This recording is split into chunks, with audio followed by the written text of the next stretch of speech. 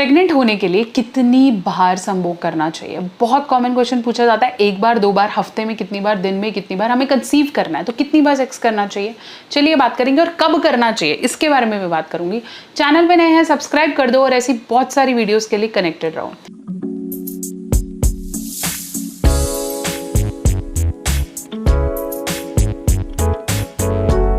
तो चलिए हम बात कर रहे थे कि प्रेग्नेंट होने के लिए कितनी बार सेक्स करना चाहिए और कब कब करना चाहिए। देखिए, अगर आप कंसीव करना चाह रहे हैं, है ना, आज से कंसीव करना चाह रहे हैं, मान लो आज महीने का पहला दिन है, तो सबसे पहले ये देखो कि आपकी वाइफ का पीरियड्स डेज क्या है।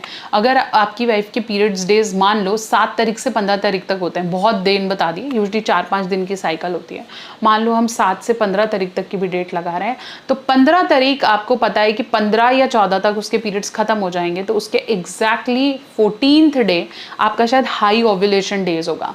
बेसिकली आपको ओव्यूलेशन डे का ध्यान रखना है।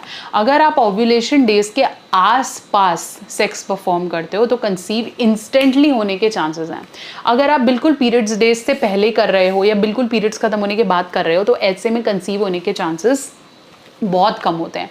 इसलिए हम इसको सेफ पीरियड भी कहते हैं। पीरियड से जस्ट पहले और पीरियड्स के जब बाद बहुत सेफ डेज होते हैं, ऐसे में आप बिना कॉन्डम के भी करते हो तो चांसेस बिल्कुल ना के बराबर होते हैं कि कंसीव हो जाता है। इसलिए अगर आप हाई डेज की बात कर रहे हो तो मैं बात करूंगी ओव्यूलेशन डे के आसपास, मतलब 14th day of your periods. 14th day में अगर मैं बात करूं तो 13, 12, 15 ये वो पीक डेज हैं जब आपके फर्टिलिटी रेट्स हाई होता है, क्योंकि इन दिनों आप फीमेल की बॉडी में से अंडा रिलीज होता है, मतलब ओवम्स, और ओवम जब स्पर्म के साथ कंटिन्यूएशन में काम करते हैं तो आपका बेबी फटाफट से फर्टिलाइज हो जाता है। ये प्रॉब्लम उन फीमेल्स में आती है जिनके पीरियड्स बहुत रेगुलर नहीं हैं, पीसीओएस के प्रॉब्लम है, शायद नहीं आता, तो ऐसे में कंसीव होने की प्रोबेबिलिटी कम हो जाती है।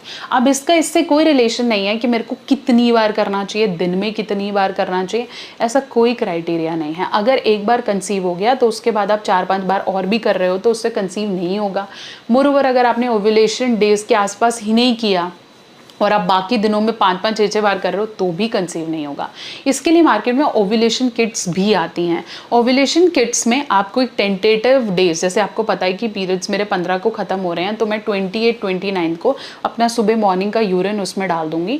तो जैसे ही डालूंगी तो मुझे पता चल जाएगा कि आज मेरा फर्टिलिटी रेट कितना हाई है। उसके अंदर पैरामीटर होता है कि इससे ज़्यादा ग्रीन, ब्लू, पर्पल, तो वो आपको पता चल जाता है कि हाँ उन दिनों मेरा हाई है और उस समय आप ट्राई कर सकते हो कंसीव करना। मोरोवर आप कैलेंडर मेथड के हिसाब से, मतलब दिमाग में डेज कैलकुलेट करके भी कर सकते हो। उन दिनों पे किया हुआ कंसेप्शन 2-3 बार, दिन में 2 बार, 3 बार करा हुआ या एक बार भी किया हुआ कंसेप्शन मैक्सिमम चांसेस देता है कि आप डेफिनेटली आप कंसीव कर पाते हो।